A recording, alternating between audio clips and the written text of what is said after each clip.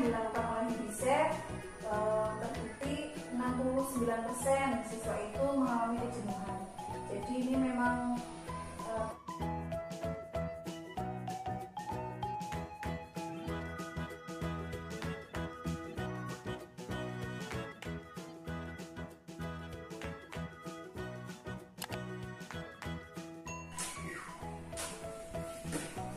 Assalamualaikum warahmatullahi wabarakatuh.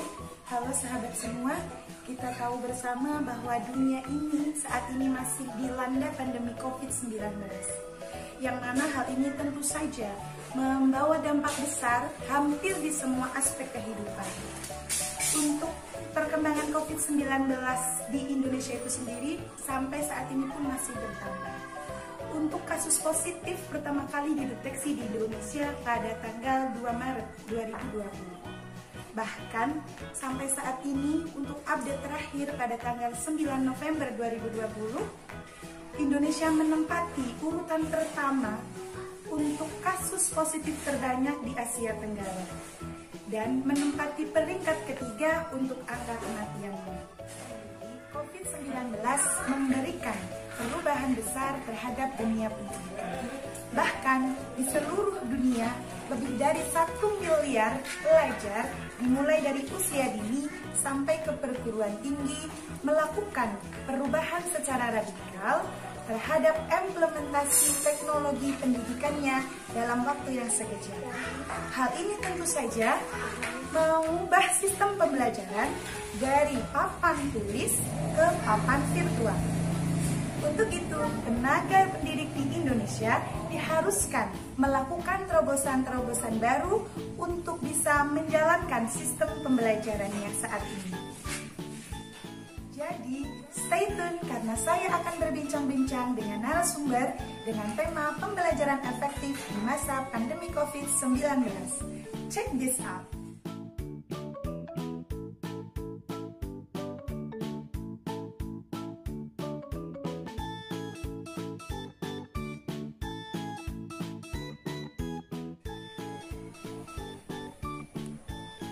Assalamualaikum warahmatullahi wabarakatuh.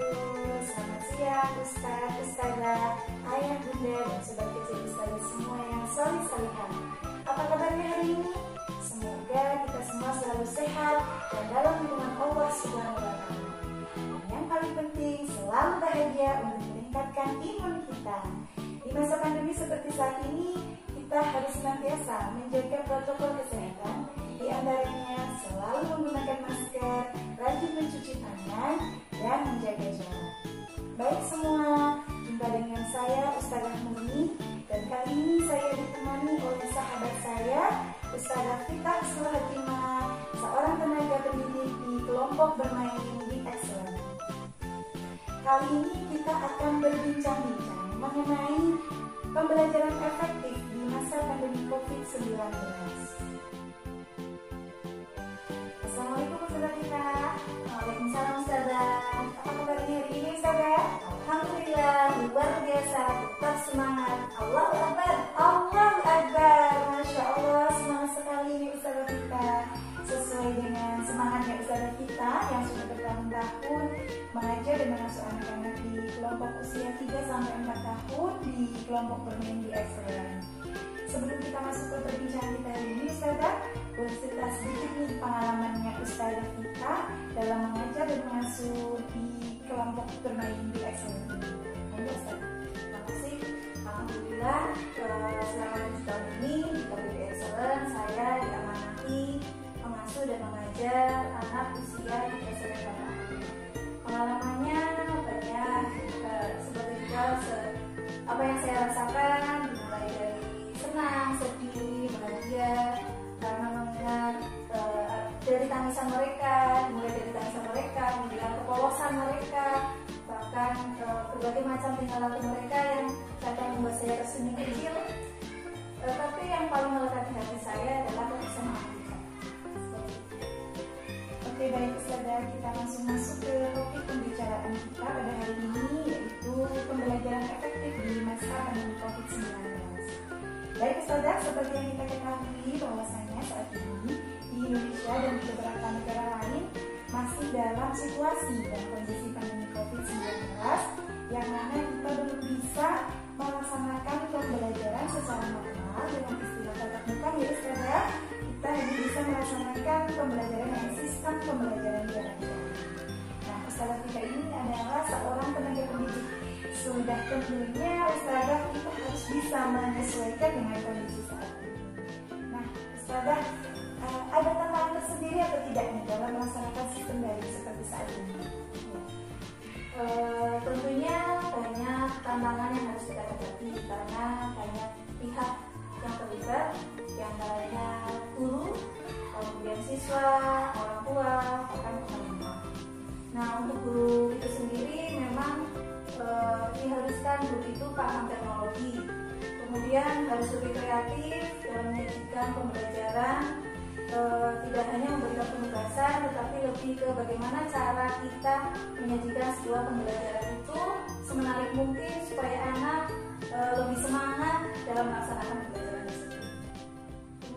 Kemudian selanjutnya tantangan yang dialami oleh siswa itu sendiri, yaitu mereka mengalami kejenuhan atau kebosanan karena sudah kita ketahui selama beberapa bulan ini kita melaksanakan pembelajaran jarak jauh yang tentunya belajar di rumah ya Ustazah, pastinya mereka merindukan suasana ketika belajar di sekolah, bertemu dengan teman-teman, bertemu dengan Ustazah, bersosialisasi seperti itu. Tetapi di masa sekarang ini mereka diharuskan belajar di rumah. Bahkan survei yang dilakukan oleh UNICEF terbukti 69% siswa itu mengalami kejenuhan. Jadi ini memang sesuatu yang memang harus kita perhatikan seperti itu. Bagaimana supaya mereka lebih semangat lagi belajar. Kemudian yang ketiga, jaringan internet berkuota. Kita tahu sendiri mungkin bagi anak-anak atau orang tua yang tempat tinggalnya di pelosok desa atau mungkin ekonominya yang menengah ke bawah nih, jadi mereka akan mengalami kesulitan untuk membeli kuota dan mengalami kendala di jaringan internet. Seperti itu Ustazah. Oke Ustazah, di kelompok bermain di Excellent untuk tenaga pendidiknya khususnya untuk Ustazah kita sendiri yang mengampu anak usia 3-4 tahun, bagaimana strategi yang Ustazah terapkan dalam pembelajaran saat ini? Strategi pembelajaran yang sudah kita laksanakan di lembaga kami yaitu yang pertama membuat jadwal kelompok homeschooling 1 pekan sekali, kemudian terdiri dari maksimal 5 anak sesuai dengan himbauan pemerintah dinas pendidikan dengan durasi pembelajaran maksimal 2 jam. Oke baik Ustazah, tadi disampaikan bahwasanya ada kegiatan homeschooling ya Ustazah yang dilaksanakan 1 pekan sekali. Lalu untuk hari-hari yang lain bagaimana ini Ustazah? Apakah anak-anak itu belajar hanya di 1 hari itu saja atau bagaimana? Tidak Ustazah, jadi kami juga membuat jadwal kegiatan belajar selama 1 pekan dengan jadwalnya dengan gambar yang menarik mungkin ya, semenarik mungkin dengan memunculkan tema subtema supaya lebih memudahkan orang tua dalam mendampingi anak belajar di rumah. Kemudian kita juga membuat video pembelajaran atau voice note untuk mendukung pembelajaran yang akan kita berikan. Kemudian video pembelajaran tadi diupload di channel YouTube sekolah kita dan di-share, bisa langsung diakses oleh orang tua melalui link yang kita share sebelumnya di grup kelas. Baik Ustazah, tadi disampaikan juga bahwasanya ada pembelajaran dengan konten YouTube. Hal ini tentunya ada pemakaian kuota ya Ustazah. Lalu untuk pemenuhan kuota untuk para orang tua itu sendiri bagaimana? Dari mana itu Ustazah? Iya, alhamdulillah pemerintah Indonesia itu sudah memberikan perhatian mereka kepada dunia pendidikan dengan memberikan kuota gratis sebesar 20 GB, yaitu terdiri dari 5 GB kuota internet dan 15 GB kuota belajar. Jadi ini cukup membantu orang tua. Oke, berarti dengan adanya bantuan kuota belajar dari pemerintah ini sudah cukup membantu ya Ustazah? Ya, jadi untuk masalah kuota paket internet itu sudah tidak jadi masalah lagi ya?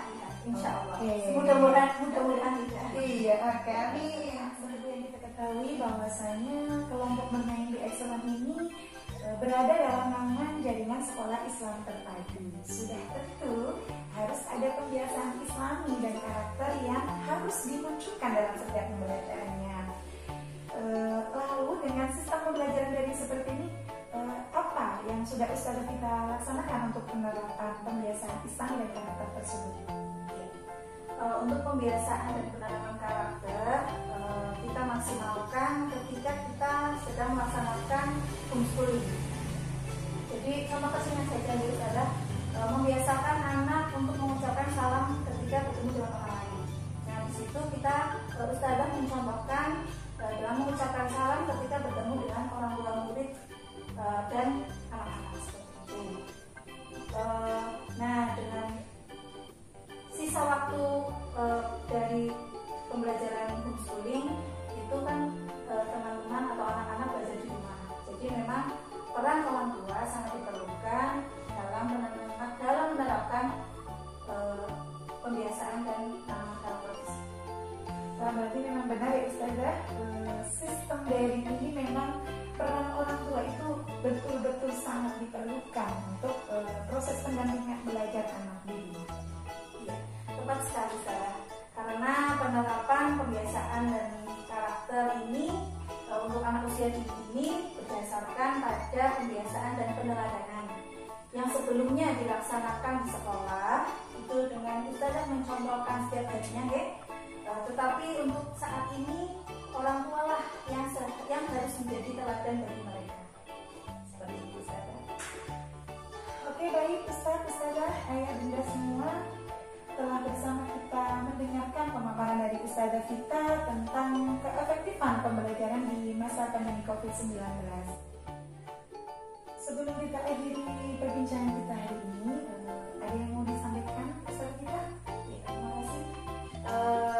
Kami selaku guru atau pendidik atau Ustazah mengucapkan terima kasih kepada orang tua atau wali siswa yang selama ini telah mendampingi anak-anak dalam belajar di rumah. Tentunya pembelajaran hari ini tidak bisa berjalan lancar tanpa adanya peran orang tua di rumah. Semoga kita selalu diberi kemudahan dan kelancaran dalam proses pembelajaran di masa pandemi ini. Oke, kira-kira Ustazah Vita atas ilmunya juga untuk waktunya. Insya Allah sangat bermanfaat untuk kita semuanya. Baik Ustazah dan ayah bunda semua, saya ucapkan jazakumullah khairan katsir telah menyaksikan perbincangan kita hari ini dengan Ustazah Vita.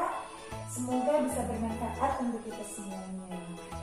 Dan mari kita bersama-sama berdoa supaya mudah-mudahan pandemi COVID-19 ini segera berakhir.